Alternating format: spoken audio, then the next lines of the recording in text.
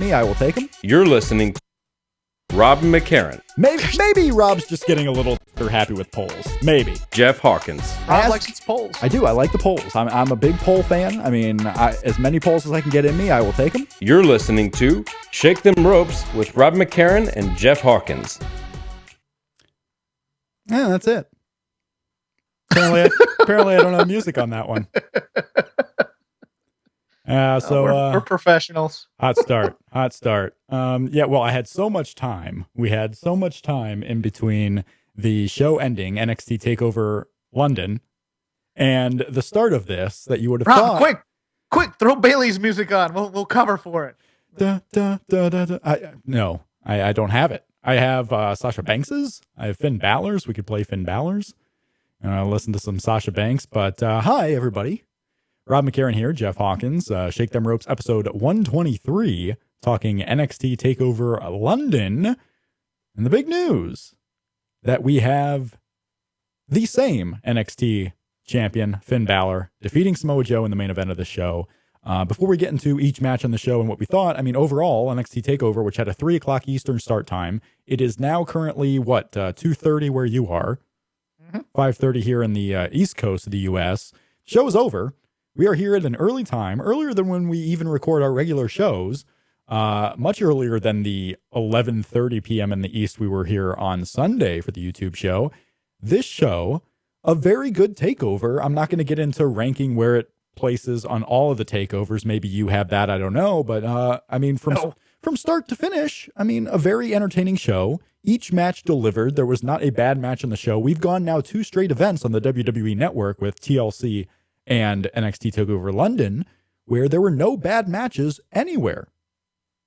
Yeah, I mean, number one, if you had told me that there was going to be a Samoan champ at the end of the week, I would have told you it would be Samoa Joe. Yeah, I thought Samoa Joe was going to win the title here. I really did, but nope, Finn Balor got the victory.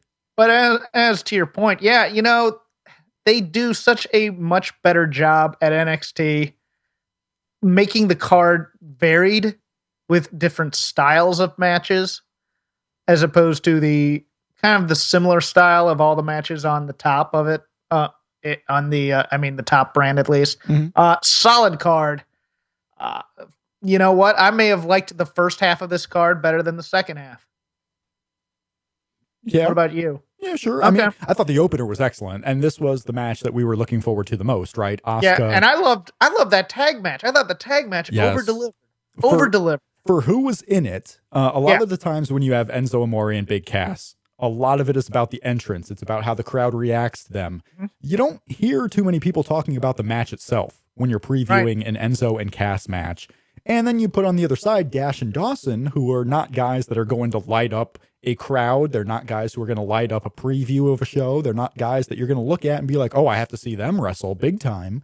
Right. And they went in there and had more than what I would say a very solid tag match. I mean, that's a tag team match that might be one of the better. One of the pay-per-views this year for NXT was the Dusty Rhodes Tag Classic, right? Where there were 3 really good tag matches on the show. I'd put this one with Big Cass and Enzo right up there with the matches we saw on the Dusty Classic. Yeah. Oh, definitely. It fits in there. It wouldn't be the top one, but it definitely fits. Yeah. There are no Jason Jordan and Chad Gable. Two guys that were on this show here tonight, not on the TakeOver Live special, but when they tape television, because next week's NXT TV will be a tape show from this very crowd here in London, and they will be one of the tag team matches. It's a 4-way tag team match with Jason Jordan and Chad Gable. So we're going to see how the crowd reacts to them. I mean, a lot of the talk all week on this UK tour was how this crowd reacted to Jason Jordan and Chad Gable each night. And I'm really excited to see it. Like when we went into Brooklyn, one of the big things going in was how would that crowd reaction be to Enzo and Cass? How crazy would it be? Same thing kind of going into NXT TV next week is what I want to see with Chad Gable and Jason Jordan.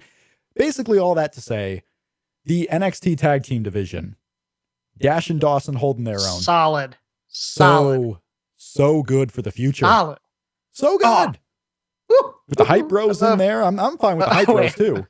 I mean, I'm not saying that name to be like, oh, and then you got these other teams. I like most of the teams in this division. I'd say the Vaudevillains, honestly, right now, just because they kind of had their time or on the bottom of the totem pole for me, but pretty exciting division. I would say the Dubstep Cowboys are probably on the bottom of the division for me, but Okay. Yeah. but Hype Bros have nowhere but up to go, but they're improving. I like them. I mean, this division, I love tag team wrestling, so I'm just You do. aflutter. I Yeah. am all aflutter about the NXT tag team division. Right. And before we get off of it, Go ahead. these NXT crowds on the road, good on you guys. Yeah. Oh my goodness. How it must be such a culture shock to the new call-ups from NXT to WWE, where everybody loves every match on these big shows, and then you get there and you're in death spots, or you're low on the card, and you're just like, nobody cares about my stuff up here. I'm liking it. I'm excited to see where they go with this tag team division, because there are a lot of teams. I mean, you have Jason Jordan and Chad Gable in here. You have Big Cass and Enzo, who, based on their match, I don't see them out of the tag title picture anytime soon. It seemed like everything going with that match was for them to do another one, maybe with the story of, okay, Big Cass has to get fully healthy, right? Yeah. They went after the knee again. So maybe that's the story. Maybe some other team jumps in line. I mean, the Vaudevillains, it's pretty safe to say they're probably out for a little while as far as in the title picture, but you have other teams that are climbing up the ranks there. But I mean, this NXT TakeOver show, 5 matches going about 2 hours and 10 minutes. This entire show did. It was allotted 2.5, but like the last TakeOver, it didn't quite go all 2.5. Entertaining, fun. Every match in the show went longer than 10 minutes. So there you go. I mean, especially with the opener here, Asuka and Emma, the biggest thing I wanted was for them to get time. You know, I wanted to see Emma in a big time match. You know what? I'm glad they didn't use the full 2.5, because it probably would have felt like it overstayed its welcome. Yeah. And it didn't. I mean, this was a show going in where, you know, Asuka and Emma was a match I was super hyped for. I was looking forward to see what they did with the main event, of course, but I wasn't going in thinking this was going to be one of the best takeovers. I didn't go in thinking every match on this is going to be crazy awesome. I mean, I thought the middle of the show would be pretty basic, which is not a bad thing, by the way. But even Bayley and Nia Jax delivered over what I expected going in. This was a show where I had tempered expectations going in, and I was blown away because of that. And I wonder if that's the prevailing opinion. I mean, how do you feel on the whole show overall? Do you feel like you got more than what you paid for or what you expected? Oh God, yes. Yeah. Yes. I mean, I said. I mean, I thought I said from the get go. I thought the show over delivered it, over expected. I remember I tweeted earlier today to you, have we set the bar too high for this show? You did. You tweeted to be it out. Disappointed. I retweeted. We got a couple of comments back where people were thinking just that. I mean, they thought that maybe we're hyped a little bit too much for the show, because you look at the talent involved. I mean, this was not going to be a Bayley Sasha Banks Divas title match. This was not going to be Sami Zayn working his ass off on the show wherever he was. I mean, there were certain people that were not on the show, where you had Baron Corbin on the show, which some people are still not on the bandwagon for him. I'm hoping tonight kind of changes that a little bit. It was not a show going in for the work rate crowd, where you thought this show was going to be one of the all-time classics in the ring for WWE, but it delivered just big time. And that's the story coming out of this match and this show, is this will be a show where 6 months from now, if you want to go back and watch an NXT TakeOver from 2016, yeah, you may watch other shows first for some of the bigger matches, maybe a Sasha Banks Bayley, maybe the Sami Zayn Kevin Owens from earlier this year. But if you want to go watch for 2 hours a solid show from top to bottom, this might be number 1 on a lot of people's pick list. Yeah, this sort of the Dusty Classic one, I think. Yeah, Dusty Classic. Yeah, Respect was a really good show overall, with the story of that tag classic and the second Sasha Bayley match. Yeah, and as to my tweet, the funny thing was about this show, they took all my concerns and addressed them. Yeah. Especially in that Nia Jax Bayley match. I cannot wait to talk about that. Well, let's get into it. And I asked those, we are live right now on YouTube, voicesofwrestling.com/YouTube. You can watch the show, listen to the show. If you don't get a chance to be on it live, if you're listening to this later on the audio podcast, or, scavenging around YouTube, you can watch the video anytime. It does not have to be live with us. We have it on the channel. You can watch it literally from the moment we stop. It is there in on-demand form, or listen to us on iTunes, Stitcher, TuneIn, and all the regular ways that you may be accustomed to. But if you are listening live in the chat room, we have the live chat going. Hi, first of all. But let us know what you thought on the show. I mean, you can talk with others about the show, but if you have a question for Jeff or I, if you have something specific you want to get addressed, mention it in the chat. I'm doing my best to manage and review that chat as we go along, while also paying attention to to Jeff and his usually great on the mark points. So I just want to make sure the show goes thoroughly. But if you're on the chat, thank you for joining us live. Hopefully it's a better time for you all. Usually we're doing this at 11:30 at night on the East Coast, and right now it's only 5:30. So thank you for joining us all here in the chat. But we get right into it. The match that, I was going in, I wanted to see this one. They gave it to us right away. Emma and Asuka. Asuka gets the win after 3 different interference false finishes with Dana Brooke and a weapon. Emma went in doing what she had been doing on TV, looking like she just wanted to kill somebody. And that was an interesting dynamic in this match because Asuka does the same thing. Asuka does kind of like the opposite, where she smiles, she's happy in there, but then physically she looks like she's killing you with what she's doing in the ring. Emma, for the whole time, demeanor and what she's doing in the ring with her kicks and different moves, looks like she wants to kill you. This was a really good style match going on. I loved Emma in it. I loved Asuka in it. I loved the false finishes because I really did think, okay, they're going to give Emma a win here, and this is how they take Asuka down a peg. But Asuka overcame all of it, and she ends up getting the win. Asuka is like a bear playing with her prey. That's what it feels like. I loved her creepy strutting in this. It threw me off for a few moments. I'm like, okay, can we stop and get to the match? But it worked here. I thought Emma's offense, because everybody was like, well, maybe Asuka should just tear through Emma here. No, I thought Emma's offense was very, very credible in terms of taking down Asuka. Yeah. Oh, yeah. And Emma's, that's one of the big improvements with Emma. I think over her time in NXT, her first run and now her current run, is everything she does looks like it's real in the ring. Like she's right up on par with a Sasha Banks or a Bayley in the ring. I mean, the matter of her doing the goofy gimmick with the dancing and then having the failed run on the WWE main roster kind of hurts her a little bit in the fans' eyes, I think. But Emma's right there with them.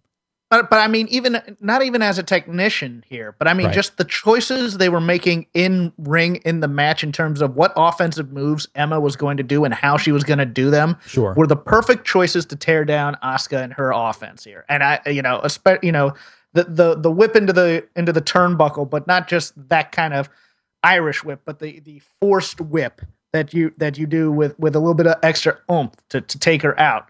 Those little touches in there. And here's something that'll blow your mind. I thought Dana Brooke was great in this match. As a manager / cheerleader. She was cheerleader. She was inspiring. She was great. She was inspiring. Great. Oh, yeah. I mean, she was giving inspirational quotes. You can do it. Don't give up. Don't ever give up. I mean, she was the Jimmy V of this entire match, and it was just classic. And Dana Brooke, great. Dana Brooke got some serious tan while she was over there in London. And the whole presentation, Asuka having to fight both Dana Brooke and Emma, but at the same time, it's not like she was really fighting off Dana Brooke because Dana Brooke didn't get physically involved to the extent you might have thought going in. She had a distraction there, but really it was Asuka and Emma doing everything she can. I thought this, for all the hype that I had going into this, it delivered even more. I kind of wish they had gotten that Dana wasn't interfering because she was still suffering the effects. Kind of giving those little touches on commentary. Commentary was a little off and on tonight, but but I'm glad they did not pay off the interference finish in terms of giving the heels the screw job win here. I think, but the way they were doing it with the 3 different false finishes was phenomenal, especially the ode to Eddie Guerrero where Asuka has the chain in her hand and Drake turns around. By the way, just because I take notes on this thing, when the ref bump happened, my words, Drake, you pussy. Listen, he's done years of death matches, but he hasn't done it for 2 years. And let's face it, the neck and the head area, very important right now in WWE land. He kind of had a weird little neck thing there, so I'm fine with that. Have Rob talk to Drake. That's what. I'll ask him. About that. I always loved when I had to sell for different things. Yeah. When you're a ref and you have to sell for like small things that wouldn't hurt normal people, but you, because you're wearing the striped shirt, so you put on the striped shirt, you get made of paper mache automatically. Yeah. I mean, like the Hogan Nash finger poke of doom. Like that would actually hurt a ref. Yes. Yeah, you take a bump from that, you're dead. But yeah, we have. I asked on the YouTube chat too. How many people who are on the show skipped work or class to watch this show live? I mean, there are certain people on this show right now that skipped work to watch this show live. I'm sure there were a lot of others. I heard we were, on the Twitter feed at Shake Them Ropes on Twitter. People were talking about how they took an off day from work today or missed the class. Someone in here, Saxy Roro, said, "I'm at work, skipped a hypnotist. P.S. Wow. Oscar's so awesome." So skipped a hypnotist to watch this show. As well you should. They're carnies. They're carnies. Go watch the other carnies on the TV. Yeah. Smurfy Jones in the chat comparing Dana Brooke to recent Shia LaBeouf. Just do it, Emma. Just do it, Emma. There's Dana Brooke. Some people did have to watch at work too. I wonder how many people are out there who actually watched on their phone. And that's the beauty about the WWE Network. I mean, you can do it on USA Now. Like if you work nights on Mondays, you could watch Raw because they show it on USA streaming. But for the longest time, you wouldn't be able to. You can't watch a pay-per-view. You can't watch Raw and all these TV shows while at work. And now you can watch it right on your phone, right on your iPad. I believe Sasha Banks was watching it on her phone. Sasha Banks in Boston getting chicken thrown at her. Yeah. Poor girl. I mean, probably by Big E. Yeah, what a shame. We have a couple of questions in here too, asking if it's too early for Nia Jax and Oscar, and we'll get to that once we get to the Bayley Nia Jax match because we might have some thoughts on that too. But overall, so far, A+ for the show as we go from Emma and Oscar to the second match of the night, which was the tag team title match, Enzo and Big Cass. I'm wondering when they are going to go away from the Colin Cassidy name because he still comes out. He's Colin Cassidy. You have the big show, so it might be a little bit difficult to name him Big Cass, but at this point, you should just call him Big Cass. Big Cass or Cassidy, yeah. Yeah, I know it's a nickname, and that's fine, but you know what? Use that. That should be his ring name, Big Cass. This may come as a shock to you. I think Enzo's over. Enzo's over, as in done, or as in oh my god, look at the pop this guy gets. As in oh my god, all the time. Love him. All the time. Love him. They do. They love themselves some Enzo Amore. Enzo Amore and Big Cass failed in their quest to regain the tag team championships from Dash and Dawson, who got the "Who Are You" chance at the open of this match. But by the end of it, so what? The crowd didn't really want to see Dash and Dawson win, but they saw that, and respectable. I mean, this was a solid tag team match, as you said. Nothing special. Like, I don't know if I'm going to remember anything from this one, but I'm not going to remember any. The end, the super. Excuse me. Yeah, that was the finish. There was pretty great. Yeah, finishing finish sequence was great. Yeah, and I'll personally remember because old Scott Dawson. Scott Dawson and I talk a little bit on Twitter, but I don't think he did it just for me. You do. It's weird because, like, you mentioned Jim Cornette, and all of a sudden you're best friends with Dash and Dawson. Oh yeah, and the hardliners. Yeah, that'd be cool if we got Jim Cornette. You're right. Yeah, you do. You speak their language. Like, oh man. And here, my boy Scott Dawson breaks out the slingshot suplex and the gourd buster in the same match. Ode to Tully and Arn. Whew. Yeah. Loved it. In our chat, Grammarian in the chat room says, "Who cares? Let him be Colin Cassidy." But you kind of go to my point because he misspelled Cassidy. So go with Big Cass. You aren't going to get fans who don't know how to spell the name, right? Well, call him Big Cass, Colin Cassidy. I like having full names. I don't like when they just all of a sudden drop names like Antonio Cesaro becomes Cesaro. I think that's Big E in there kind of gets it. You got too many bigs. Yeah. Too many bigs. Can't be Big Cass.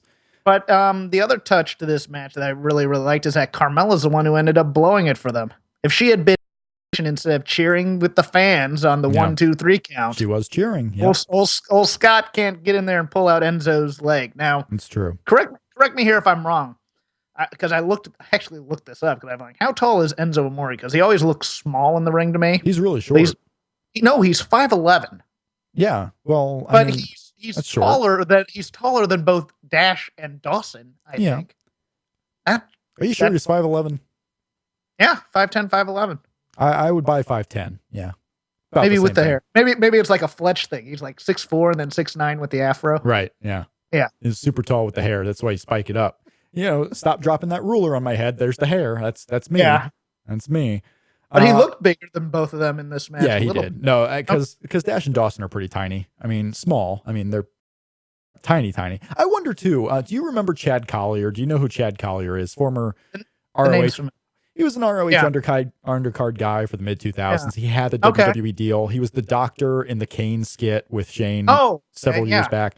Chad Collier, when I ran a couple of shows in Fort Wayne back in the early 2000s, Chad Collier was on the show. Chad Collier is the type of guy that I think if he came around 10 years later, if he was around now, he would get a WWE deal and he would be a Dash Dawson type guy, an Elias Sampson type guy, even in WWE. That's where he always wanted to go, but he's a little smaller guy. He looks the part and he's very solid in the ring. Probably wouldn't be anything special. But NXT also takes smaller guys and makes them look great. That's their big thing. And we'll get into that when we get into the Bailey match as well. Every time I look at which is the one I'm blanking right now, which is the one with the Remy mustache, the Lemmy mustache. That's Scott Dawson. Scott Dawson, yeah, the black little beard and mustache guy. Scott Dawson reminds me of Chad Collier. The only reason I mention it for those who know who Chad Collier is. But yeah, so we have the retaining tag team champions. We have over delivered for me. Yeah, no, I didn't expect much going in. For sure. So that another big win. What's next for them, would you say? I mean, is it time for Jason Jordan and Chad Gable? Do they go back to Enzo and Cass? Do they wait? Because in my mind, I would wait for Enzo and Cass to do the angle where, Cass came back a little early with the knee injury. They played up the knee the whole match. Come back early, get rested, get tested, wrestle some undercard matches, and then maybe at WrestleMania time, they get their shot again and possibly win it around WrestleMania time. That's not a bad idea. I think, you know what I do here is I probably put in Jordan and Gable to go up against them and to fail at some point. And to fail too, sure. In a fail. All right. But then to build up tension between Enzo and Cass and Jordan and Gable a little bit as to who the number one contender should be. Okay. And you kind of tween off Enzo and Cass depending on who they're facing. Yeah. To me. A little bit. I think that's the way to go. I don't think you put them immediately back in with the injury, just because. And it's a clean enough win where they can move on to another team and be fine. And you can always. And the thing about Cass and Enzo is they're so popular. You can always stick them back in the title hunt. The mistake was not putting the belts on them in Brooklyn. I mean, that was a mistake. Right. Yeah. But either way you go, I like your idea a lot. I just don't think you can draw it out to WrestleMania. Mm-hmm. I think by the time WrestleMania comes around, fans will be clamoring for Jordan and Gable. And by that time, you may probably have turned Enzo and Cass heel on Jordan and Gable. Okay. For being jealous or something. It's, I'm excited to see where the tag team division goes. This was a solid bout. Continuing with NXT Takeover. I'm dealing with a dilemma because the audio. Are you having a stroke over there? I might. No, what I'm doing is so I'm in the chat and on the live stream here, my video is frozen. Yes, my video is frozen. Don't know why. Don't know how exactly I'm going to fix it. The audio seems to be okay. So for those listening on the audio podcast, hopefully everything should be working out. But for those in video, they're staring at me, making what appears to be a duck face. I don't know why. But we will try to adjust while going on with the show. But Baron Corbin, Apollo Crews, and the result that I think surprised a lot of people, except for the two of us here. And I'm not trying to say told you so to anybody. I just thought this might have been the one where Baron Corbin gets that big win, avoiding the Tyler Breeze aspect where you're always in the big match and losing. Baron Corbin gets the win. And to me, this it didn't telegraph the main event, but it foreshadowed the main event a little bit to me, because if you're given the Baron Corbin win here, then maybe Finn Balor wins the main event, and this is your next program, possibly, for Finn Balor. But regardless of that, Baron Corbin gets the win in a match that went about 12 minutes. The first two matches on the show, by the way, went 15 minutes each. I mean, they gave Asuka and Emma 15 minutes, and I loved every minute of it, which goes to show that you can put the women in long matches on the show, and they don't have to be Sasha Banks. They don't have to be, Bailey. I'm not saying put all of them. You're not going to put Alexa Bliss probably in 15 minutes yet, but you can trust some of the other talents there in the division. But this match went 12 minutes. Baron Corbin gets the win. What'd you think about Baron Corbin and Apollo Crews? Apollo Crews' first TV loss in NXT. Well, as I said in the preview on Voices of Wrestling, I think Apollo Crews can take a loss here. He's new enough where he has time to recover from this and to build up his resume. He's not main roster ready yet. As much as he's had all those matches, on the indie scene, he's not quite yet ready to go on the main roster. Mm-hmm. So this will give him some more time down there. Corbin, now correct me if I'm wrong here, because I only heard part of this. I heard stay in the little small gyms and stuff. Did he really say you should have stayed in Ring of Honor? I believe that's what he said. I believe because Baron Corbin doesn't know every independent company in the United States. He knows of Ring of Honor, so he probably assumes this guy came from Ring of Honor. He, however, did not. But as an anti-indie heel, that makes it perfect, doesn't it? Yeah, kind of. That he doesn't know who's on. Why would he need to know? Roster? Yeah, why would he need to know? See, I didn't hear the Ring of Honor part. I heard someone quote that part, and I just went, okay, cool. I thought Corbin was a credible heel bully, big man here. Mm-hmm. Nothing spectacular from him, but solid. It didn't blow me away as he's the next big star, but it was it might have been one of Baron Corbin's best matches I've seen from him. Yeah. In terms of actual in-ring workmanship. So, I mean, I was fine. It didn't blow me away, but you know what? I can't fault anything in it necessarily either. It Right. was just it was might have been a little plotting in terms of pace, but other than that, it was a solid cool down match before the two title matches. Mm-hmm. Yeah, I liked it. I was looking at Apollo Crews because I wanted to go see if he ever even had like a tryout match in Ring of Honor, one type of match to where I can say, you know what, you survived, you escaped by the skin of your teeth, Baron Corbin, with the go back to Ring of Honor remark. Well, it does not look like Uhaa Nation, the former Apollo Crews, the current Apollo Crews, wrestled in Ring of Honor. One thing struck me. He wrestled once in IWA Mid-South. Yes. Ian Rotten. So this guy, this was back in 2010, so he wasn't by anywhere close to the big name that he is now, or he was at the end of his independent run. Apollo Crews wrestled once in IWA Mid-South. He lost on the tryout show to a guy named Donovan Ruddick, who is the former JT Porter, or DT Porter, one of these names, in DT Porter in FCW, WWE Developmental. So he lost to a guy that ended up getting signed by WWE, went to Florida Championship Wrestling, did not last very long, had a couple of matches live in 2011. This guy, and I'm going down the rabbit hole of former FCW guys, and I'm looking at Donovan Ruddick, who wrestled as DT Porter. This guy is currently on trial for murder. Brian McGee is his name. He gets cut. He gets cut from WWE Developmental in 2013. Gets in a car crash. Is arrested for murder. Drunk driving.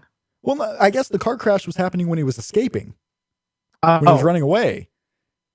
So he gets in a car crash, running away from police after being suspected for murder. Kills a poor woman in Florida, and this happened in 2013, July, and he is still incarcerated, have not gone to trial yet for this murder. So I'm looking at this. I'm like, so Apollo Crews wrestled in IWA Mid-South in bumfuck Illinois and lost to a guy currently on trial for murder.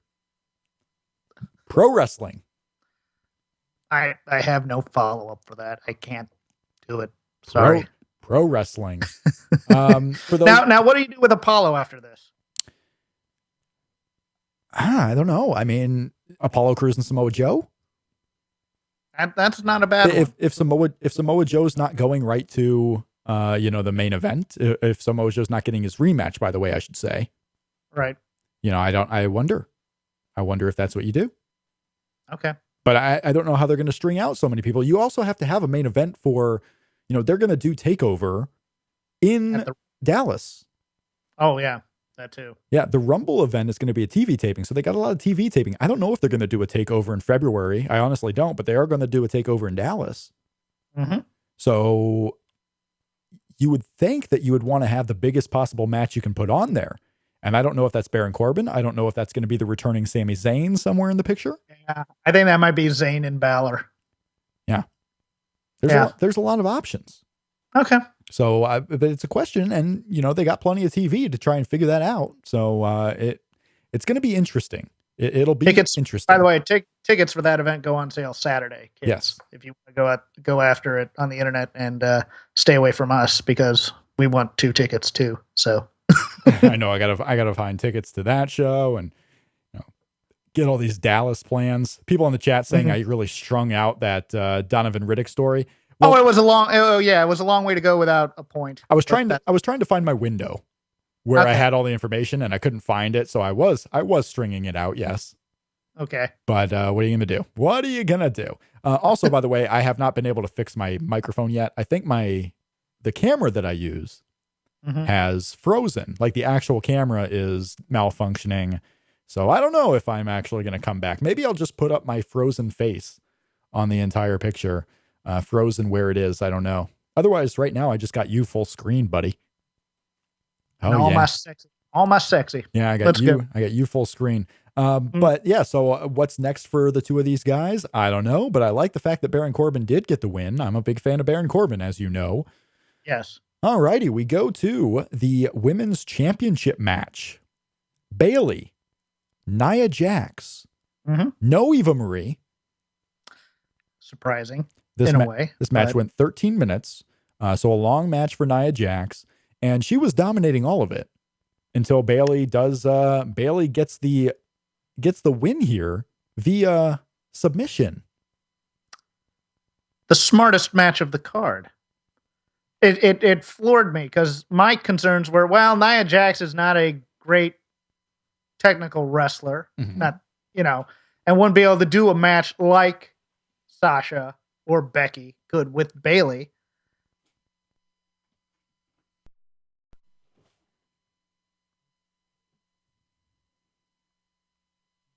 Uh-oh, what happened?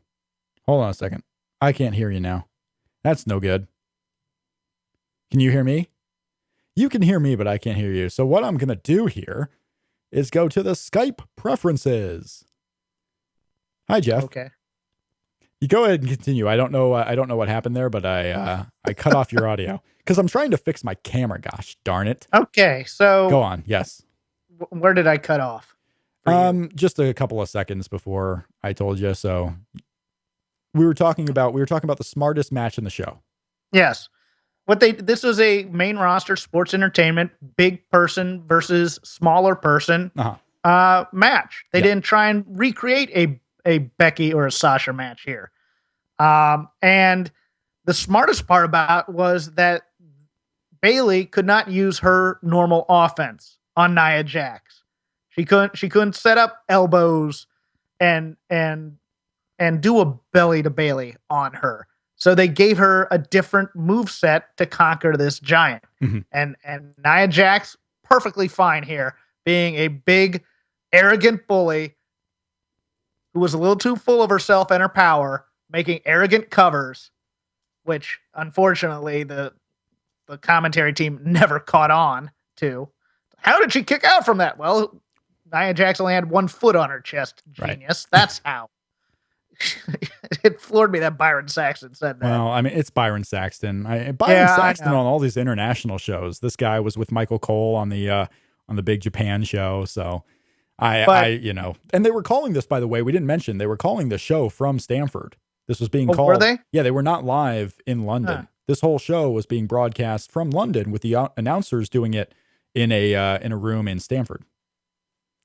Wow. Okay. Yep. And Nia just killed her for half the match, which was great. Just kept on doing Samoan drops and leg drops, and then Bayley decides guillotine choke will be the way to go here, and did it a few times. They may have done it one too many times here, but overall, the finish of the match was great.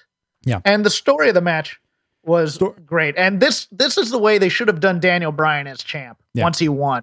If they're going to put him up against a Kane or a Big Show for that first program, instead of being the little guy who tries to use his normal offense, he adapts and overcomes. That would have been the way to do it. And they're doing it great here with Bayley. No problem with this match.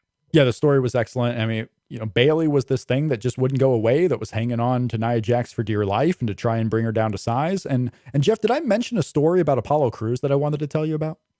Was it about being in a tryout match with a guy on trial and losing to a guy currently on trial for murder? Yeah, I'll tell you about that one off air. Okay. So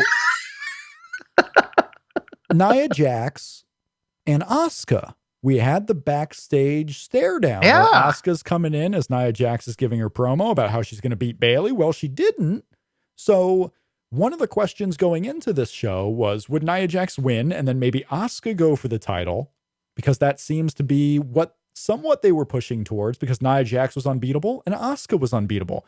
Well, now it looks like they are going in that direction, not in the title picture, maybe the winner of this program getting the next title shot, but Oscar and Nia Jax. It'll be a big test for Oscar, I think, and another way Nia Jax can prove she can work with, several of the different roster members in NXT. Interesting, because Oscar comes off a win and Nia comes off a loss to start this program, which is interesting. My only drawback on Nia tonight is not when she's in a move, but in the aftermath of a move. Her selling needs a little bit of work in terms of reaction, because her one move is the checking for blood thing. That's what she does. Yeah. All the time. I wish she needs to vary that up just a little bit more, because you're not bleeding from a choke necessarily. It's interesting because I would think, okay, maybe they're making Oscar go through Nia to get to Bayley. Maybe. Because I was trying to figure out, okay, where does Bayley go from here, and looking forward to WrestleMania, like you, right? Where last time I'm thinking, because it would be too weird to put Emma with her after losing to Asuka, but they could find a reason to do that. They could. And my other thought was Becky Lynch doing a special match down for NXT. Yeah, I could see it being Becky. I would figure that NXT Takeover that happens in April, there will be someone from the WWE roster on that show, like someone who's a regular WWE roster member. I mean, if they don't do Kevin Owens and Sami Zayn at WrestleMania, why not do it in NXT Dallas, right? Yeah. That would be a huge match, and you can do Kevin Owens like you did at SummerSlam, work, the NXT show and then WrestleMania 2 days later. It's a lot to ask of a guy. That's a lot to ask. It's a lot to ask of a guy, but you would think that Kevin Owens likely. We don't know what Kevin Owens is going to do at WrestleMania. He could be a guy in a singles match, but most likely, just based on the odds, he's going to be in a multi-man match somewhere, possibly the ladder match for whatever championship. So if he's going to be in that match, why not have him come down for the singles match, the feud that didn't really end with Sami Zayn? I mean, it ended because of the injury, but maybe you do one more match with Kevin Owens and Sami Zayn. I don't know. But you're right. The question is, we ask what happens with Asuka and Emma and Nia Jax, because we saw that in front of our face here on Takeover. We didn't see what's going to happen with Bayley, and that's true. We don't have a logical contender for Bayley right now. Now, what kind of match do you do with Asuka and Nia here? Because do you do one where Nia just absorbs these kicks of hers and doesn't die from them? Yeah. And just kind of walks through them? Probably. You also have, Asuka trying to lock in the chicken wing where she might not be able to get a very good grip on the larger woman of Nia Jax. So you could do a couple of different things. And this is the point where I don't question how they can get around certain things, because I just saw Nia Jax get around with Bayley. Yeah. I just saw Asuka get around with Emma. They're smarter than we give them credit for. They're asking these questions too. Maybe. And the execution is great because, I haven't seen the talk. I mean, I haven't seen any reactions to this show outside of what's in our chat room right now. But one of the big things coming from the Sasha Banks and Bayley series was how they practice it so much, how they have so much time to practice the match so they can go out there and have this all-time classic. So I figure Nia Jax and Bayley were probably practicing this quite a bit. Now, I'm not one of those who downplays the match because of practicing. Neither do I. The Rock works a WrestleMania main event. He had 10 years of practice on how to work in front of a crowd, right? I mean, it's the same thing being in the ring, practicing. But it's all about the execution. And tonight, the execution was fantastic. In the Bayley-Sasha Banks match, the execution was fantastic. That's where it counts. I don't care how much they practice. But I have no doubt that Nia Jax can execute well with working with Asuka or some of these other women in the Performance Center, really getting better. Yeah. I look forward to it. I look forward to whatever these women do, whatever, really anyone in NXT, because we shouldn't be surprised anymore. I mean, Dash and Dawson just gave us a really great tag match with Enzo and Big Cass. We should not be surprised anymore when things over deliver. We don't have to expect for the best matches ever. But when you have these guys who are working with the same people week in, week out in Florida, in front of live crowds, in the Performance Center, we should not be surprised anymore. People that are coming out on these shows are doing great jobs. This is a better developmental than what WWE has had before, because you're expected when you're in NXT, whether you're on a live event, whether you're on Takeover, whether you're on NXT TV, you're expected to know what you're doing. And I think that level, having to go in there with the pressure of knowing what you're doing and not just, this is a learning experience, so I can kind of go as I go. It makes people better in those high pressure situations early. Yeah. And kudos to Nia for being in this high pressure situation. Really, other than TV tapings, her first match out.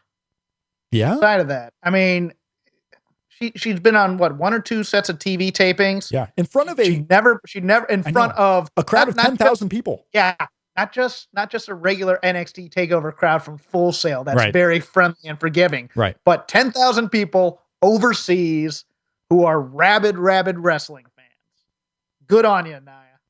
Yeah, good on you. Well, I mean, I would go on to say that Dash Dawson, just with the pressure, with the amount of people, with the lack of experience in front of crowds like this, you expect someone like even Apollo Crews, really. I mean, he had the one match in Brooklyn.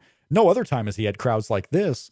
These guys went out in front of a crowd of 10,000 people. Finn Balor with all the cameras and the different entrances. I mean, Triple H on the conference call going into NXT TakeOver is still on the idea that Finn Balor needs to learn how to work entrances, which is insane.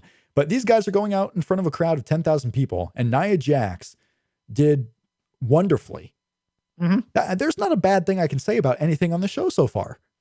Nope. Not a bad word. And then we get to the main event.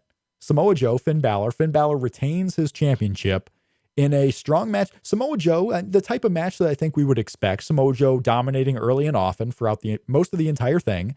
And Finn Balor at the end finding a way to win, taking down the bigger man, Samoa Joe. And coming out, doing his coup de grace, getting the victory there. And now we again wonder what's next for Finn Balor, what's next for Samoa Joe, because Samoa Joe isn't going anywhere. This guy has been announced for the Midwest shows that I think we'll mention here in a bit that NXT is going on. Samoa Joe's going to be there for a while. So we wonder what's next. But what do you think about this match before we get to the future? I thought it picked up nicely in the second half of the match. I didn't have a problem with the finish. I know I saw a couple people that I read comment that they thought it was a little flat, but it's his finishing move. It's supposed to finish you. That's you know what? I was fine with it. I don't need 3 or 4 finishes in a big match necessarily. Right. One finish is fine for it to be effective for me. Mm-hmm. Yeah, no, and I think that was a good way of booking this match. It was very clear that the different agents out there kind of talk to each other on this show. That's not what you always get on WWE pay-per-views. You don't always get that on NXT shows. You see a lot of the same spots, similar finishes, similar false finishes. This show really made it, feel like every agent talked to each other about the show. There probably were only 1 or 2 there, honestly. So they kind of knew what every match was going to do, so they can just, not, I think Adam Pearce was there. I think Sarah Stock was there, and those were the only 2 really. But yeah, it was a fun show, top to bottom, no complaints. The main event was great. Great for what it was too. And then now Samoa Joe. I mean, Samoa Joe, does he go away from the title picture? Does he get one more shot? Unlike some of the previous instances where Sami Zayn stuck around the title picture after losing, I don't know if Samoa Joe is going to stick around the title picture. He got his title match not by winning a number 1 contender match, but by taking it on his own power, beating up Finn Balor, and getting Finn Balor to want that match. Well, now it's done. Now, I think he goes down a little bit on the card while other guys go up, but he can always go back up by killing all those guys who move up ahead of him. I mean, he has that kind of credibility now in the NXT universe fans. I mean, in the NXT in the canon of NXT. in the canon. Yeah. You know what would be funny to me? A program with James Storm here. Okay, yeah. We got the questions. Okay, we had Austin Aries live at the last tapings. Does he come into the promotion? What does James Storm do? And we're going to have a lot of shows coming up for NXT. You know what you could even do here with Joe is you could find someone to pair him up with and stick him in this tag team division and be awesome. He can be in the tag team division. I mean, Lazy King 31 from the chat suggests Joe and Sami Zayn, like a good program for Sami Zayn coming back. That'd be good. Doing Samoa Joe. Kingston Nicholas suggests Roman Reigns and Samoa Joe. I don't think they're going to pull that one anytime soon. I don't see that one happening, but so NXT Takeover London, very good show overall. Again, not going to rank it as far as the NXT shows, but a very fun show that I'll probably go back and watch. I know I'm going to go back and watch the Asuka Emma match. I know that one. I know I'm going to go watch that. And I'll probably watch Enzo Cass and Dash Dawson again. Yeah, absolutely. NXT this week announced, should we talk anything about Triple H opening the show? I didn't think I didn't have as much of a problem with it because remember that's an alternate universe. It's kind of an alternate universe, and the fact that he was beat up on Sunday. He's a former pro wrestler. He didn't take as much punishment as Sheamus did, and Sheamus wrestled the next night. I mean, all the people on Twitter who are saying, sarcastically, Triple H healed quick. He didn't really heal that quick. I mean, he's a guy who took a couple of bumps and a couple of spears, and here he is 3 days later just standing in a ring. He mentioned it. It's not like it unsaid. Right. I mean, I'm fine with it. Yeah, I'm fine with him flying there and not being in a hospital 3 days later after a couple of bumps. I'd be upset if Vince came out. Yeah, that would probably be a little bit of a different story, but this is, Hunter. This is Hunter, the big man. I found no problem with it at all. The next takeover right now that we know of is going to be NXT Takeover in Dallas in April. Right. Will there be one in between that? Maybe not. We don't know yet. I think so, probably. I think there might be in February, and they'll take the risk of having a short period in between this one and then that one in Dallas. But that's a lot of time. I mean, we're talking 3.5 months, really, in between takeovers. So we'll see what they do there. They're going to have the NXT TV tapings in Atlanta on Royal Rumble weekend. They actually have 3 tapings scheduled for January. We have tapings, January 7th at Full Sail. January 22nd, I believe, is the date, the Royal Rumble weekend in Orlando. And the week after that, they're taping TV again in Full Sail. So they have 3 TV tapings in January. And what happened this weekend, I think it was on Friday where this all came about. On Monday where this all came about. NXT is going to travel again. Yeah. In the Midwest. And this time, there will be split shows. There will be shows still going on the same dates in Florida. And the national crew will be in the Midwest going to Milwaukee, Chicago, Detroit. What was the other one? Pittsburgh. And I think they've done that before. I think they did too. I think they've done that before. Yes, they've had shows when they were at the festivals in California and so forth. But this will be 5 shows where, this is going to be a full crew, a full show in these cities and still in Florida. So Green Bay, Wisconsin was a little bit of a surprise there too. They're going to go to Green Bay. So they have 5 national shows. There is plenty of room to add a guy like James Storm, plenty of room to add a guy like Austin Aries, even if you only have Austin Aries on the Florida shows, really. Because they're going to need someone there. What, Elias Sampson is going to main event with Rich Swann in Florida? Could be. Sure. But they need some depth here in certain places. They got plenty of guys, but they could use a little bit of a depth there if they're going to run nationwide for the entire year. But an exciting time. 3 TV tapings in January and shows all across the country, really. Now, will you be going to any of these shows in the Midwest? I might go to Chicago. Okay. But honestly, with Dallas a few months later, and I'm going to go to the NXT show in Dallas, and I've been to NXT live events, I don't necessarily need to go. Okay. I don't feel like that need. Oh, that's right. You did go to that NXT I went to Columbus. Yeah. I went to Columbus. So I've seen NXT live. So, which is the first time I ever got to see, Finn Balor live or NXT's Sami Zayn live outside of the El Generico character. So it was a fun time, but I don't necessarily need to go to every single one that's in the area. Right. So I'll wait. I'll wait for Dallas. I'll wait for a takeover, a big event.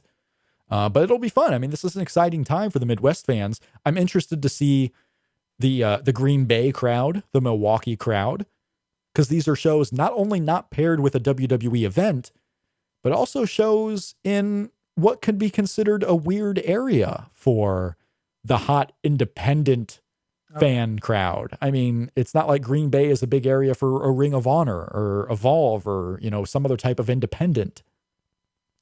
Yeah, that'll be interesting. You know what? I love this brand so much. It's night and day with me with the main roster, even though they had a bit of a rebound on Monday night. It's not the most technically sound brand in the world. I mean, you can always find better wrestlers around, but it's the best booked brand to me. And I like it. No, very well written. I mean, everything here, nothing insulted your intelligence. We have clear winners. We have clear losers. I mean, this was a fun show. And we have a few clear directions with Oscar and Nia. I'm happy with it. Clear directions that's going on. And just the unique start time. I mean, we're watching this in the afternoon on a Wednesday. Yes. Would you do this again, Jeff? Yes. Yeah.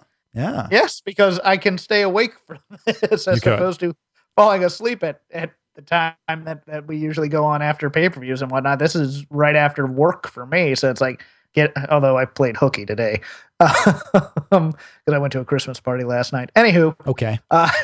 Well, but it's one of those things where you get home, you turn on some wrestling. Mm-hmm. I'm fine with that for me. Yeah. Yeah. Oh, well, there you go. Before we go, I'm gonna try something here on the live video stream. Okay. I'm gonna try it. I don't know how it's gonna work. Okay. I don't know what I did there, but we'll see. We shall see what happens. Anyway, any other thoughts on NXT Takeover? What did you do? I hit a button here on the YouTube that I don't honestly know what it does. Oh. So I just kind of hit it, and I don't think anything happened. So we should be good. Anyway, so I want to thank everyone who was watching on our stream. NXT is running ROH's Milwaukee venue. That's right. If they were running Milwaukee, they're running where ROH runs in Milwaukee. Yeah, they're not trying to put them out of business. I don't think they are. I just think, okay, this is where independent wrestling is run. This is a building we can run. I mean, it's not like ROH has exclusives. Sometimes there are just certain buildings that are good for shows. I don't have a lot of experience with the ROH building in Milwaukee, so I don't know exactly how big it is. I'm not familiar with it. I've never been to an ROH show, in Milwaukee. I can't wait till they run American Legion Hall number 308 here in Reseda, California. Right. That's true. Yeah. No, can't wait. With a main event of Rich Swann versus Biff Busick. Yes. I mean, why not? Yeah, so it'll be fun. It'll be a good time. I want to thank everyone who was in the chat. And not giving us too hard of a time for the video and audio issue we had in the middle of the show. For those listening on the podcast version, thank you so much. You can follow us along live after every NXT and WWE pay-per-view. The next one won't be until the Royal Rumble. We have about a 7-week break, Jeff. 6 or 7 weeks. So we'll be, So next Tuesday, we will be back to our regular schedule. We'll have a show continuing our top 100 matches. We'll talk about Raw, talk about anything of note coming from the world of WWE and NXT. We will have shows really all week, Christmas week, the New Year's week. We're not going to take any week off, so we'll figure out how the scheduling is going to go. Follow at Shake Them Ropes for information. Jeff is at CrapGame13, and we will be back on Tuesday with more Shake Them Ropes. Bye.